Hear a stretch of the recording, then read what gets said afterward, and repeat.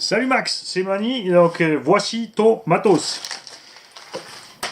Les 4 roues MT, je t'ai dit que j'ai ici, qui sont à ta disposition. Max a envie pour lui et son fiston de faire 2 petits slash monster de haut motrice, parce que c'est des engins pas très chers à l'entretien, facile à trouver d'occasion. Il a lui-même déjà du Rustler, mais il en a marre du châssis court et d'être tout le temps sur 2 roues. Donc passer un châssis plus long, mais il veut aussi pouvoir rouler dans l'herbe qui n'est pas forcément tout de suite tondue. Et pour ceci, c'est plus facile d'avoir un engin un peu plus haut. C'est pour ça qu'il a pris du slash avec l'ancien châssis garde au sol élevé. Donc là, Max, tu as fait une bonne affaire. Ce châssis est en bon état. La rouille sur les vis vient uniquement du fait que de toute évidence, il a été nettoyé à l'eau pour la vente et que c'est resté mouillé parce qu'aucun des autres éléments n'a été touché. Le cerveau est dessus, a priori il fonctionne, il a l'air neuf. Il y a les barres stables avant-arrière au tracing, même si la barre avant est un peu un mystère pour moi. C'est super efficace, tu vois. On a bien la deuxième suspension qui bouge, donc cet engin niveau tenue de route, ça devrait être pas mal du tout.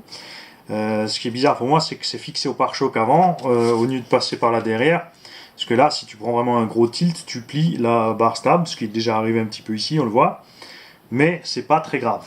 L'engin est bien complet, les cardans n'ont absolument pas souffert, ou ont été remplacés récemment en tout cas. Il y a une petite découpe aussi ici sur le support du moteur, mais ça a été fait, je pense, tout simplement pour mettre un ventilateur de la part de l'ancien propriétaire. Cet engin n'a pas servi beaucoup, ça c'est sûr. Les roulements sont en bon état, même comme dit, il y a un petit peu de rouille superficielle dessus. Les plastiques sont pas spécialement bouffés, donc ce machin n'a pas subi grand chose.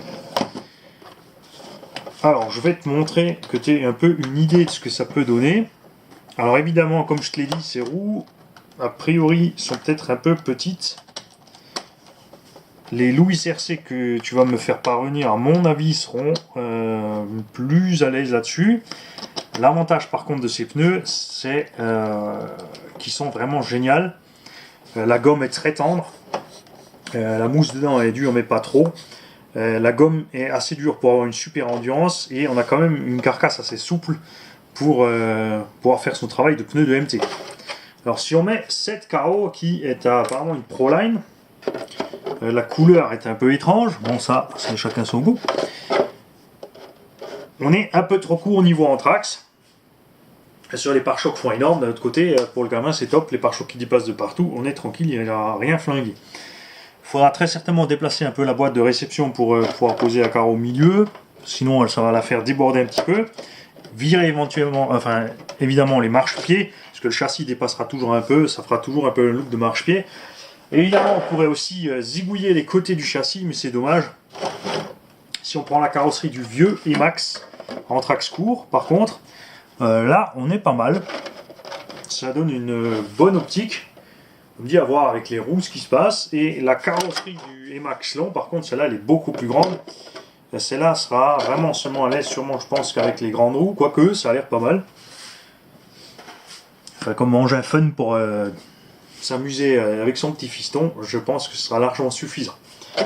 Ce qui est aussi chouette avec le châssis qu'on va faire arriver, donc merci au vendeur de ce châssis. Je me permets de dire merci de la part de Max au vendeur, parce que c'est très rare de recevoir un châssis occasion.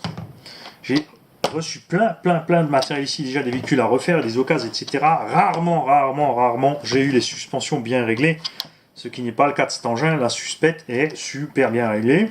On a les petits amortisseurs à l'arrière dont je ne connais pas la provenance, mais qui de toute évidence ont l'air pas mal. Alors ça pourrait être du Team Asso ou du Losi, quelque chose. En tout cas, tout fonctionne. Donc Max, je te dis à bientôt pour la suite. Dès que j'aurai reçu les combos et tout le matos, on va t'assembler ça aux petits oignons. Évidemment faire le tuto complet du démontage et de l'entretien, que tu l'aies toujours sous la main pour toi ou pour le montrer au fiston pour qu'il puisse apprendre. Et aussi à tous les possesseurs de slash d'Euromotrice ou de Rustler ou de Bandit VXL qui ont le même train arrière, le même train avant. Enfin quoi que le Bandit c'est peut-être encore une taille en dessous. Jamais eu en main, c'est trop petit, ça me fait peur. Salut les gars.